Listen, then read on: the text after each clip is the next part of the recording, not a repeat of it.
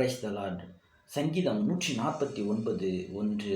ஹலே லூயா. கர்த்தருக்கு புது பாட்டை பாடுங்கள். ஆம் பிரியமானவர்களே, கர்த்தரை நாம் புதிய பாடலை பாடி துதித்து ஆராதிக்க வேண்டும். கர்த்தர் துதிகளின் மத்தியில் வாசம் பண்ணுகிற தேவன். அவர் துதிகளில் பிரியப்படுகிற தேவன். ஆகவே தான் கேருபீன்களும் சேராபீன்களும் கோடான கோடி தூதர்களும் இடைவிடாமல் கர்த்தரை துதித்து கொண்டும் ஆராதித்து கொண்டும் மகிமைப்படுத்தி கொண்டும் இருக்கிறார்கள்.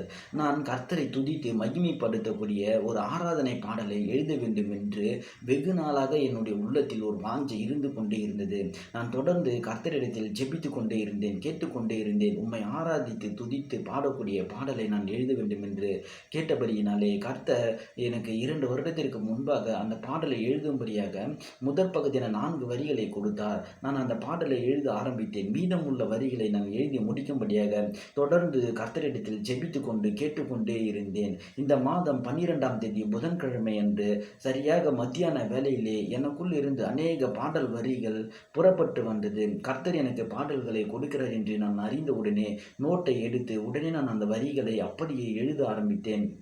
கர்த்தர் கொடுத்த பாடலை நான் ஒரு கவிதையாக எழுதினேன். கர்த்தர் அந்த பாடலை பாடும்படியான டியூனை எனக்கு கொடுக்கும் பொழுது நிச்சயமாகவே நான் கர்த்தருடைய மகிமைக்காக அந்த பாடலை பாடி வெளியிடுவேன்.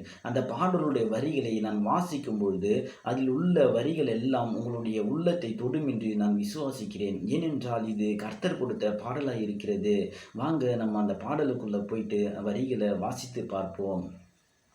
அழைப்பை பெற்றுக்கொள், அழைத்தவரை அழைத்துக்கொள், பிதாவின் சித்தத்தை நிறைவேற்ற பிள்ளையின் அதிகாரத்தை பெற்றுக்கொள், வைராக்கிய வாஞ்சியாக ஜெயம் கொண்டு ஊழியம் செய், ஆவியானவர் வந்திடுவார், வரங்களை தந்திடுவார், திரளாய் விதைத்தும் கொஞ்சமாய் அறுப்பதேன், ரட்சிக்கப்பட்ட பின் நீ வீழ்ந்து போவதேன், கர்த்தருக்குள் மரித்தாயே, மரணத்தை ஜெயித்தாயே, நித்திய ஆவியினாலே புதிதாய் பிறந்தாயே, தேவ சாயலை பெற்றுக்கொள், முத்திரை மோதிரத்தை அணிந்து கொள், உன் திறவுகோலை வாங்கிக்கொள், கலசத்தில் உள்ள புது எண்ணெயால் அபிஷேகம் பெற்றுக்கொள், ஆவியில் நிறைந்து பார், அந்நிய பாஷையில் யுத்தம் செய்வாய், முழங்காலில் நின்று பார், ஆவியானவரை உனக்காக யுத்தம் செய்வார், ஆவியானவர் வந்திடுவார், அந்தகார இருளுக்குள்ளும் சென்றிடுவார், அறியாமல் கட்டப்பட்டிருக்கும் ஆத்துமாக்களை எல்லாம் மீட்டிடுவார், சிறைப்பட்டவர்களை சிறையாக்குவார், உன்னதத்திற்கு ஏறிடுவார், சிங்காசனத்திற்கு முன்பாக கூட்டி சேர்த்திடுவார், நித்திய ஆசாரியனாகவும் ராஜாக்களுமாக நம்மை மாற்றிடுவார், இருளும் வெளிச்சமாகும், மரண கட்டுகள் உடைந்துவிடும், நோய்கள் எல்லாம் நீங்கிவிடும், பேய்கள் எல்லாம் தலைதெறிக்க ஓடிவிடும், தேவ அன்பை என் இருதயத்திலே ஊற்றி ஜீவ ஆவியின் பிரமாணத்தை எனக்குள் நிறைவேற்றி சகலத்தையும் எனக்குள் புதிதாய் மாற்றி உம்மை போல் என்னை உருவேற்றி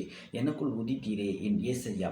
என் ஆத்துமா எனக்குள்ளே களி கூறுது, என் ஆவி இயேசுவோட தொடர்பு கொள்ளுது, என் பெயர் ஜீவ புத்தகத்தில் எழுதப்படும் போதோ என் ரூபம் தேவ சாயலாக வரையப்படுது.